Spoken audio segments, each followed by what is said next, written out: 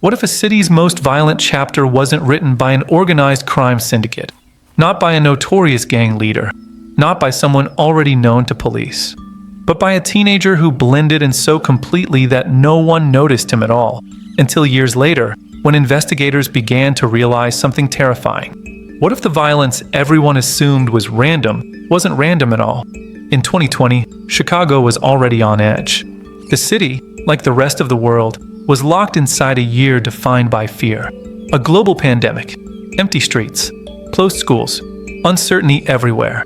And as daily life slowed down, something else was happening quietly in the background. On the southwest side of Chicago, people began dying. Not in a single mass event, not in one shocking headline, but in scattered moments spread out over months across different neighborhoods with no obvious connection tying them together. A shooting here, another shooting there, different victims, different blocks, different days. To most people, it looked like tragic coincidence. To police, at first, it looked like business as usual in a violent year. But what if those assumptions were wrong? Because years later, prosecutors would make a claim that would change how these deaths were understood forever. They would say these killings were not isolated. They were not spontaneous. They were not unrelated. They alleged they were all connected. And they alleged they were carried out by the same person. His name is Antonio Reyes. At the time of the alleged crimes, Reyes was not a hardened criminal. He was not a known figure in law enforcement databases. He wasn't someone the public feared. According to authorities, he was 16, then 17 years old, a teenager, old enough to move through the city unnoticed, young enough to be overlooked. The victims, prosecutors say, had no known connection to one another. They weren't targeted for money. They weren't part of a single dispute. They weren't chosen for who they were. Some were men simply walking through their neighborhoods. Some were teenagers standing outside. Some were caught in moments so ordinary, they barely register as memories until they're gone. Families would later learn their loved ones were part of something far bigger than they ever imagined. But in 2020, none of them knew that. To understand why this case is so disturbing, you have to understand how invisible it was at first. Chicago, like many major cities, sees violence every year. In 2020, that violence increased dramatically. So when another shooting was reported, and then another, they blended into the background noise of tragedy. Each case was logged. Each scene was processed. Each victim was mourned. But no one stood up and said, "This is something bigger." Not yet.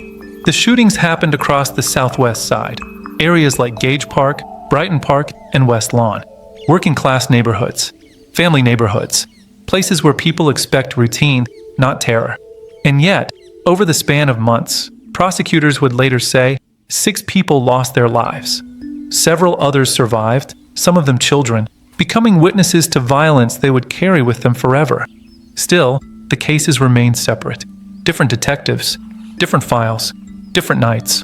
No pattern, no headline, until much later, years later, when investigators began asking a question that hadn't been asked before. What if these shootings weren't random at all? According to prosecutors, the answer to that question would lead them back through old evidence, old reports, old shell casings, and ultimately to one name, Antonio Reyes, a name that hadn't meant much to anyone at the time, a name that would eventually be attached to words rarely associated with someone so young: serial murders. This is not a story that unfolded quickly. It didn't explode into the public eye in 2020. It didn't end with an immediate arrest and a clear explanation. Instead, it simmered quietly for years, hidden inside paperwork, forensic labs, and unanswered questions. And that's what makes it so unsettling. Because while the city moved on, while headlines changed, while families tried to heal, the truth, if prosecutors are right, was still waiting to be uncovered. In the episodes that follow, we'll trace this case from the first alleged shooting, through the slow-building investigation, to the moment authorities realized they may have been dealing with a serial pattern all along. We'll examine how investigators connected crimes years apart, why the suspect's age complicates everything, and how justice looks different when the accused was still a child when the violence began. Because sometimes the most frightening crimes aren't the ones that happen all at once. They're the ones that happen quietly, piece by piece, until it's too late to ignore them. And this story is only just beginning. What if the first warning signs were already there, but no one knew how to read them yet? What if the pattern existed from the very beginning, hidden not by distance, but by time? The alleged crimes tied to this case began in early 2020, a year when chaos was becoming routine. Chicago was adjusting to lockdowns. Schools were closing. Businesses were shutting their doors. And in that atmosphere of uncertainty, violence quietly continued. In March of 2020, on a residential street on Chicago's southwest side, a man in his early 30s is shot and killed. It happens quickly, without warning, without a clear explanation. When police arrive, they find no obvious motive. There's no robbery, no argument reported, no known dispute. Witnesses are scarce. Those who heard the shots didn't see who fired them. To investigators, the case looks tragic, but familiar. Another homicide in a city that has already seen too many. The file is opened, evidence is collected, and then, slowly, the case goes quiet. No one knows it yet, but this is only the beginning. Just weeks later, in April 2020, another man is fatally shot. This time, it happens in a nearby neighborhood, still on the southwest side, but not the same block. Different street, different time of day. Once again, investigators search for a motive. And once again, they come up empty. The victim appears to have no connection to the earlier case. No shared acquaintances, no shared conflicts. To police, the shootings appear unrelated. Another name is added to the city's growing list of victims. Another family begins mourning, and another case is logged, separate from the rest. In a year like 2020, these cases didn't stand out. They blended in, and that, prosecutors would later say, may be exactly why the pattern remained hidden. Then comes May 2020. A teenage boy, just 16 years old, is shot and killed. His age immediately draws attention. Teen victims are not unheard of in Chicago, but they always raise urgent questions. Was this a targeted attack? Was it retaliation? Was it gang-related? Investigators dig deeper, but again, no clear answers emerge. The teenager does not appear to be connected to the earlier victims. There is no obvious link between the cases. Still, something feels different now. 3 fatal shootings, 3 victims, 3 separate investigations, but no one is yet looking at them as a single story. As summer arrives, Chicago's violence surges. And within that surge, prosecutors later allege the shootings connected to this case continue. Some of the victims survive, others don't. Shots fired on quiet streets. Incidents reported late at night or in early evening. In several cases, there is no confrontation beforehand, no argument overheard, no escalating tension, just sudden violence. Each time, police respond. Each time, evidence is collected, but each case remains isolated, filed away under a different name. Then comes one of the most disturbing allegations in the timeline. In late 2020, prosecutors say a father is fatally shot while his children are nearby. The children survive, but the presence of minors at the scene adds a new dimension to the case, and later leads to attempted murder charges related to their exposure to the shooting. At the time, however, this incident still does not trigger public alarms about a serial offender. It is treated as another tragic act in a violent year. As the year moves into fall, the alleged shootings continue. Neighborhoods like Gage Park, Brighton Park, and West Lawn appear again and again in police reports. Working class areas, residential streets, places where people expect to feel safe. By November 2020, authorities would later say 6 people have been killed in shootings now believed to be connected. But in 2020, that realization hasn't happened yet. The crimes are still seen as separate tragedies. Each case has its own detective, its own timeline, its own grieving family. There is no press conference announcing a serial threat, no warning to the public, and no single suspect in sight. As 2020 comes to an end, the violence linked to this case appears to stop. No more shootings follow the same pattern. And in many ways, that silence is what allows the truth to remain hidden. Because without new incidents, there's no immediate reason to connect the past ones. The city moves forward, but the evidence doesn't disappear. Shell casings remain in storage. Reports sit in databases. Surveillance footage waits to be reviewed again. And slowly, very slowly, investigators begin to see what they couldn't before. That these shootings weren't scattered points. They were pieces of the same line. In the next part of this story, we'll follow the investigation that finally begins connecting those pieces, and the forensic discoveries that would lead detectives back through years of unanswered questions. Because once police started looking at these crimes together, they realized they weren't searching for many suspects. They were searching for one. What if the truth had been sitting in evidence lockers the entire time, waiting for someone to look at it differently?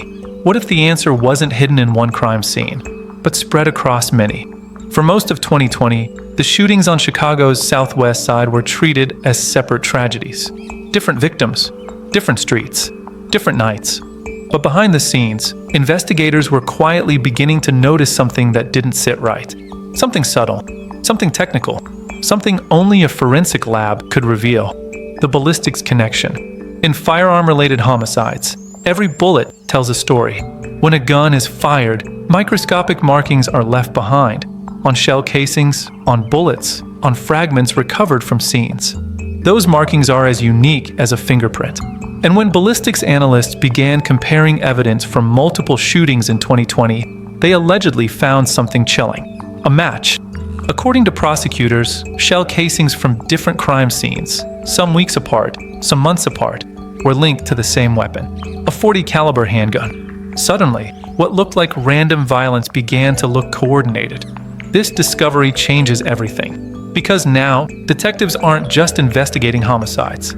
They're investigating a pattern, reopening old files. With the ballistics match in hand, detectives begin reopening cases, files that had gone quiet, leads that had dried up, witness statements that once seemed insignificant. Surveillance footage is reviewed again, this time with fresh eyes. Investigators compare timestamps. They map locations. They look for overlap. And what they see is unsettling. The shootings are clustered, not on the same block, but within the same region of the city, close enough for one person to move between them. Gage Park, Brighton Park, West Lawn, neighborhoods that begin appearing again and again in police reports. Not a citywide spree, a localized one. The victims, what they didn't have in common. Investigators also focus on what isn't there. The victims don't share social circles. They aren't related. They aren't tied to a single dispute. Some are adults. Some are teenagers. Some are simply walking. Some are standing outside. The only thing prosecutors later say they have in common is that they were there. Wrong place. Wrong moment. This lack of a personal motive is disturbing because it suggests the violence wasn't reactive. It was deliberate. Social media and digital trails. As the investigation deepens, detectives widen their scope. They begin examining social media activity, public posts, photos, comments. Nothing obvious at first, but prosecutors later say digital breadcrumbs, combined with witness tips, help narrow their focus. Cell phone data is reviewed. Location histories are examined. Each piece alone means very little. Together, they begin pointing in the same direction. A name emerges. By late 2020, one name surfaces during the investigation: Antonio Reyes. At the time, Reyes is still a teenager.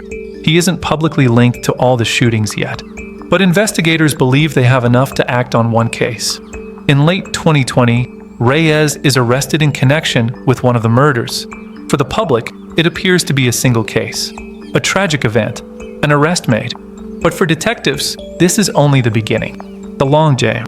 Even after the arrest, investigators don't stop. They keep working quietly.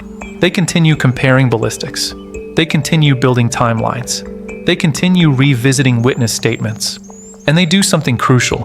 They wait. Because cases like this aren't built overnight. They're built piece by piece, often over years. As forensic technology improves, evidence becomes clearer. As time passes, witnesses who were once afraid begin to talk. As detectives connect more dots, the picture grows darker. Prosecutors later allege that Reyes isn't connected to just one shooting, but to many, from a case to a theory. What investigators are now looking at isn't just a suspect. It's a theory that one individual, moving through the same neighborhoods, carried out multiple shootings over a 9-month span. A theory that challenges how violence is categorized. Because if this is true, then these weren't isolated incidents. They were chapters of the same story. By the early 2020s, detectives believe they are closing in on something far bigger than anyone realized at the time. But building a case like this, especially when the suspect was a juvenile, requires precision. Every charge must be supported. Every connection must be provable. Every assumption must be backed by evidence. So prosecutors wait. They gather. They review. They prepare. 2024 to 2025, ready to move. By 2024, authorities say the work is finally complete.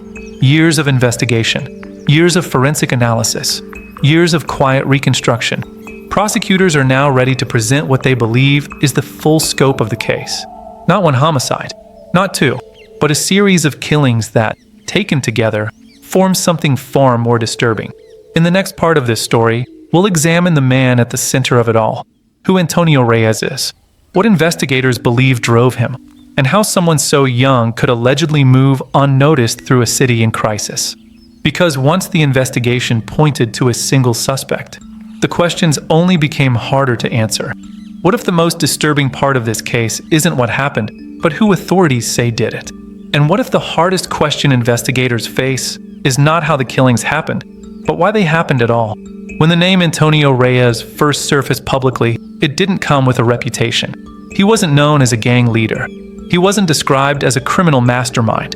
He wasn't a familiar name in police briefings or crime reports. According to reporting, many people who knew him were stunned. This was not someone who stood out. And that, investigators say, is part of what makes this case so unsettling. Who is Antonio Reyes?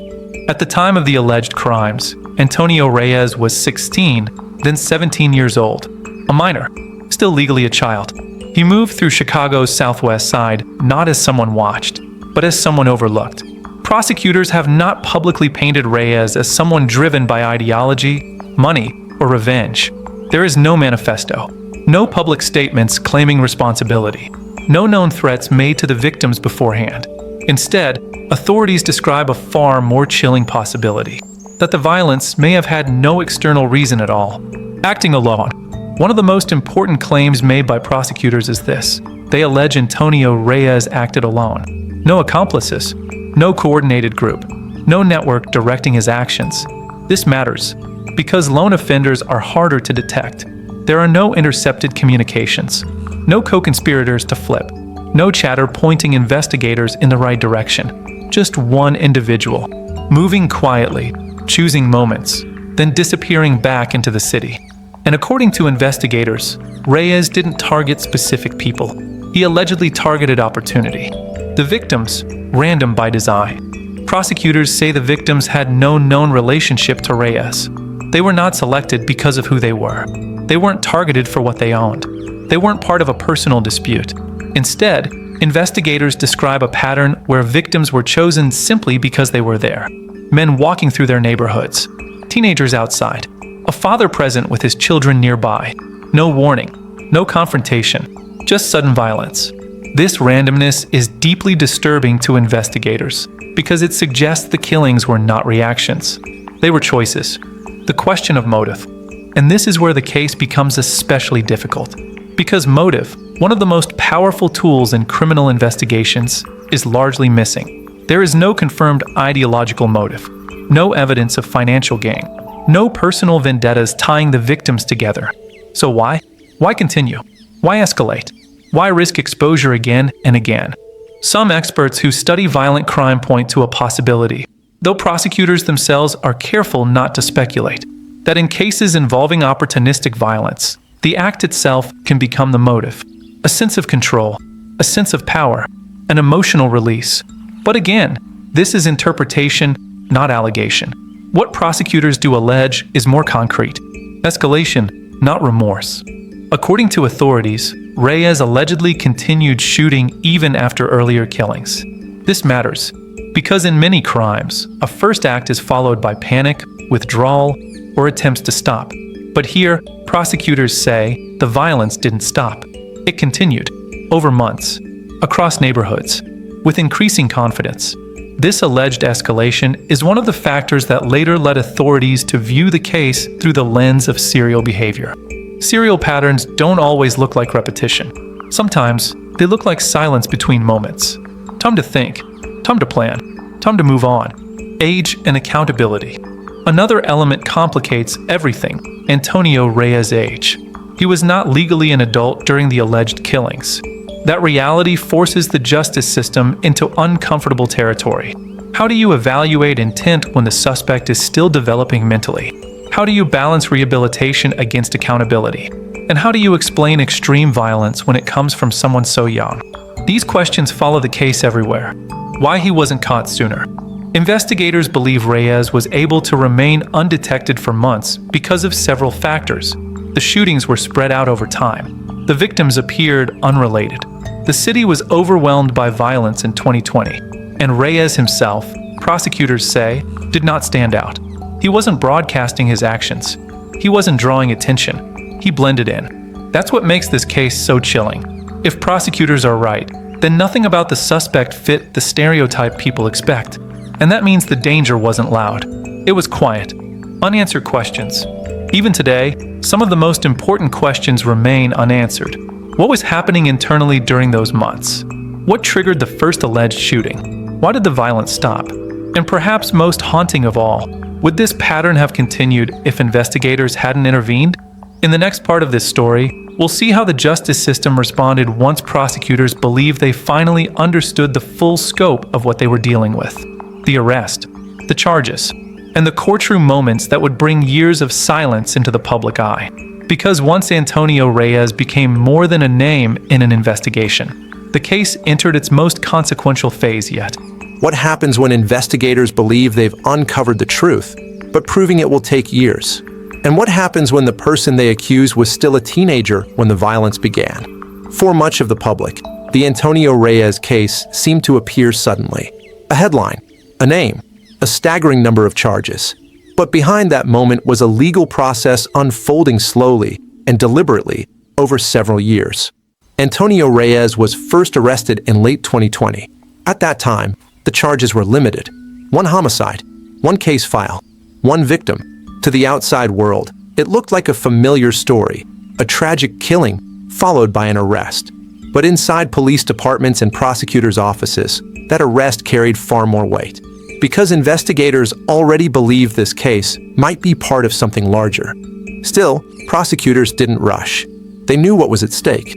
Charging someone with multiple murders, especially someone who was a juvenile at the time, requires overwhelming evidence.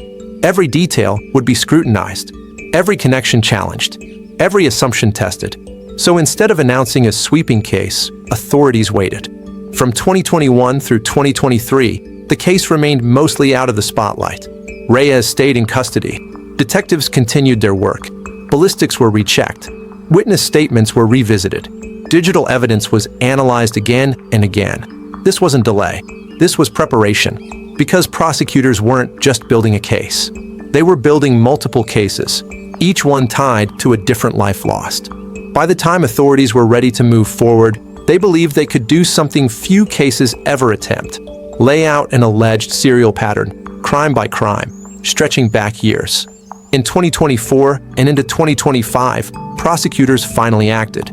They filed additional charges against Antonio Reyes. The scope of the case changed overnight. No longer a single homicide. Now, authorities alleged 6 counts of first-degree murder, multiple counts of attempted murder. Some of those attempted murder charges involved situations where others, including children, were placed in extreme danger. The public reaction was immediate. Shock, disbelief, and one overwhelming question. How could something like this remain hidden for so long? As Reyes was brought into court on the expanded charges, the tone was unmistakably serious. This was no longer just a criminal case. It was a reckoning. Prosecutors laid out their theory that Reyes was responsible for a string of killings committed over a 9-month period in 2020, that the violence was not random, and that the evidence, taken together, told a single story. Reyes, through his defense, pleaded not guilty to all charges. The defense has emphasized the presumption of innocence and the extraordinary burden prosecutors must meet. Because in this courtroom, allegations are not facts. Only a verdict can decide that. One issue looms over every hearing: Antonio Reyes' age at the time of the alleged crimes. He was legally a minor. That fact complicates everything.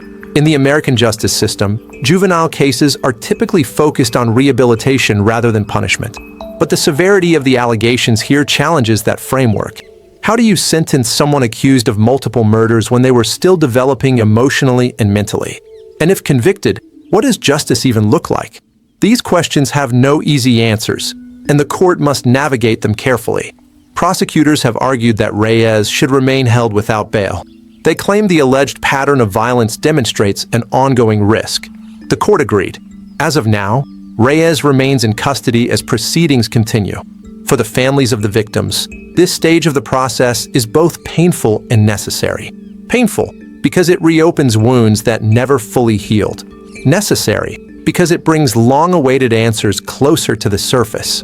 As of now, there is no final verdict, no sentencing, no resolution. The case is still unfolding, making it one of the rare instances where prosecutors allege a serial murder pattern years after the crimes occurred, while the legal outcome remains undecided. The evidence will be challenged, witnesses will be questioned, arguments will be tested, and only then will the court decide what is proven and what is not. In the final part of this story, we'll examine what remains after the courtroom lights dim, the unanswered questions, the lingering controversies, and the impact this case has left on a city that never realized it was watching a pattern unfold in real time. Because whether the allegations are proven or not, the consequences of this case will be felt for years to come. What if the most haunting part of this story isn't the violence itself, but how quietly it unfolded? What if the real danger wasn't chaos, but how easily a pattern can disappear inside it? Today, years after the alleged crimes, the city of Chicago is still reckoning with what this case represents. Not just a series of shootings, not just a courtroom battle, but a question that lingers long after the headlines fade. How did this happen without anyone realizing what it was? For the families of the victims, time has not brought closure. It has brought distance from the moment their lives changed forever.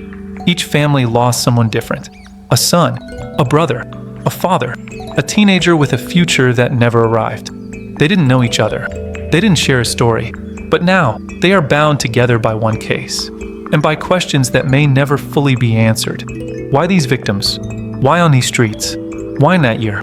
There is no single answer that makes sense of it all.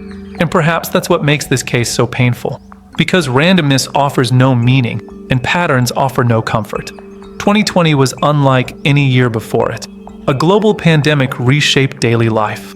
Fear became routine. Isolation became normal. Violence, already present in many cities, increased. And in that environment, tragedies blended together. A shooting was no longer shocking news. It was expected. Prosecutors now argue that this environment may have allowed a pattern to hide in plain sight. Not because people didn't care, but because there was simply too much happening at once. The Antonio Reyes case forces a difficult reckoning. How many crimes are investigated individually? That only makes sense when viewed together. How many times do we look for monsters, only to miss the ordinary? If prosecutors are right, this wasn't chaos. It was structure, not loud, not obvious, but consistent. A pattern that only became visible in hindsight. And that realization is unsettling, because hindsight comes after the damage is done. As this documentary is being told, the legal process is still unfolding. There is no verdict yet, no sentence, no final chapter written by the court. Antonio Reyes remains presumed innocent under the law as prosecutors continue to present their case. And until the courtroom decides what is proven, justice remains an open question. For some, justice means accountability. For others, it means answers. And for many families, it simply means being heard. Regardless of how the court ultimately rules, this case has already left a mark on how investigators think about patterns, on how cities analyze violence, on how easily assumptions can blind even experienced professionals. It is a reminder that not every danger announces itself. Some move quietly, patiently, until someone finally connects the dots. Even now, some questions remain unresolved. What triggered the first alleged shooting? Why did the violence stop? Were there warning signs that went unnoticed? And most importantly, could this have been stopped sooner? These questions don't accuse. They challenge. They ask us to look closer next time. Because stories like this don't just belong to the past. They shape how we understand the present. The Antonio Reyes case is not finished. It is still being argued, still being examined, still being decided. But its impact is already clear. It reminds us that the most frightening truths are not always hidden in darkness. Sometimes they walk unnoticed, until time forces us to look back and see what we missed. If you found this case compelling and want to follow more real investigations, courtroom moments, and true crime breakdowns, feel free to subscribe to the channel.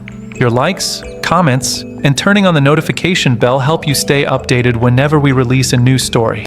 Share your thoughts below. We'd love to hear your perspective. Sometimes the most frightening stories aren't about monsters hiding in the shadows, but about how long they can walk unnoticed among us.